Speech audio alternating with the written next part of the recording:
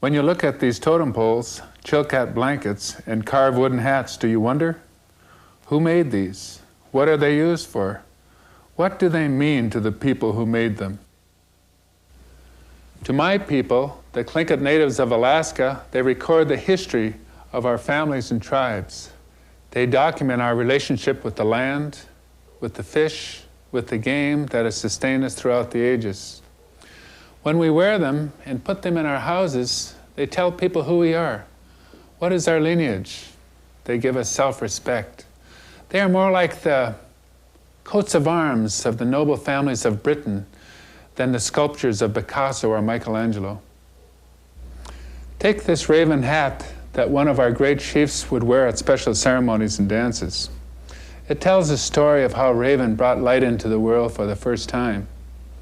This is a story my mother and grandmother have told me many times.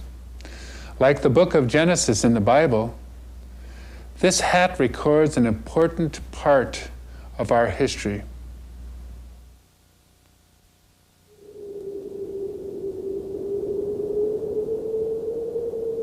Raven looked around, and it was dark. There was no sun, no moon, no stars.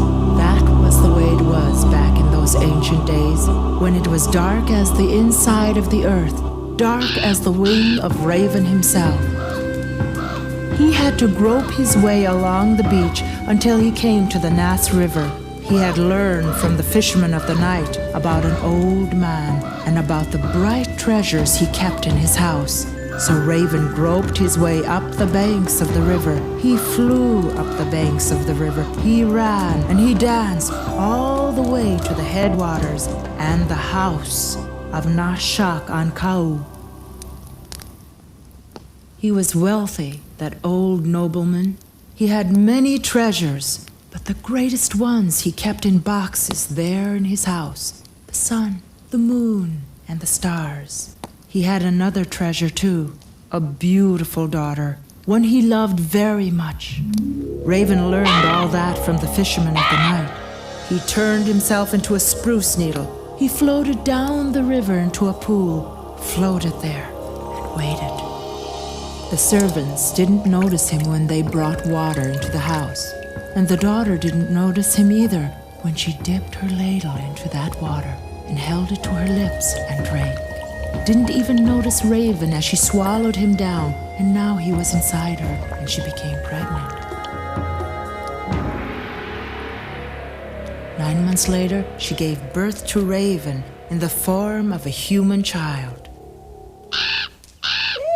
That nobleman of the headwaters of the Nass, Nashak-an-Kau, he loved his little grandson, didn't care where he came from, didn't know who he was, just thought he was his grandson. He wouldn't deny him anything. And Raven, as that little boy, he looked around the house, and he had figured out where the treasures were hidden.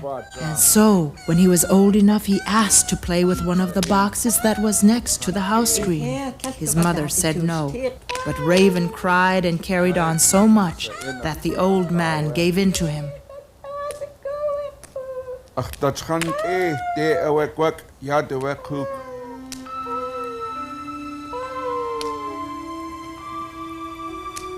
When no one was looking, Raven went to the box and opened it up.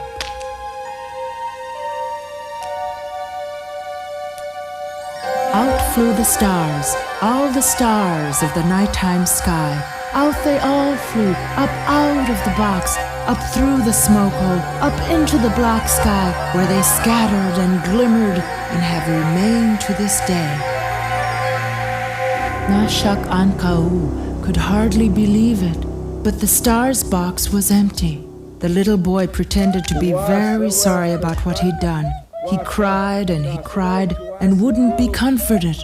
Finally, to stop his crying, Nashak-an-Kau gave him the second box to play with, even though the boy's mother didn't think he should have it.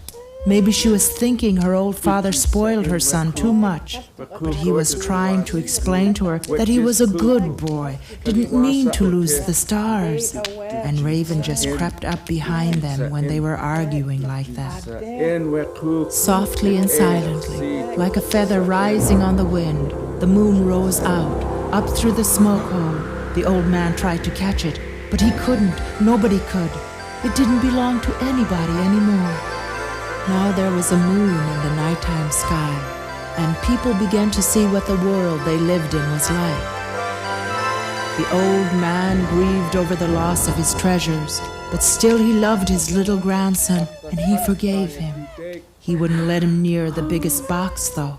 That was his final greatest treasure, box of daylight. So Raven waited. He waited until late one night. He put on his wing cape, turning himself back from a human child and into a black bird again. He rose up. All the people of the Nass, all the people of the night, all the people of the world were asleep.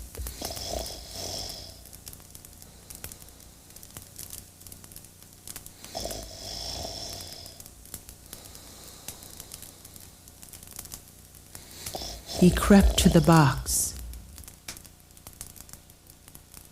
He opened it slowly. A great light shone out. It rose, and it rose, up through the smoke hole, and the stars faded before it, and the moon, and daylight broke over the world. The people of the world woke up, and they marveled. They saw the first sunrise, and they saw the world they had been living in, truly saw what they had for the first time.